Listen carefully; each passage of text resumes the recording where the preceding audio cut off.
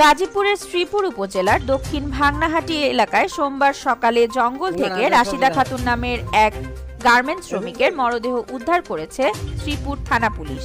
মরদেহটি উদ্ধার করে ময়নাতদন্তের জন্য শহীদ তাজউদ্দিন আহমেদ মেডিকেল কলেজ হাসপাতালে পাঠানো হয়েছে। নিহত রাশিদা খাতুন শ্রীপুর পৌরসভার মাতখোলা গ্রামের শহীদুল ইসলামের স্ত্রী।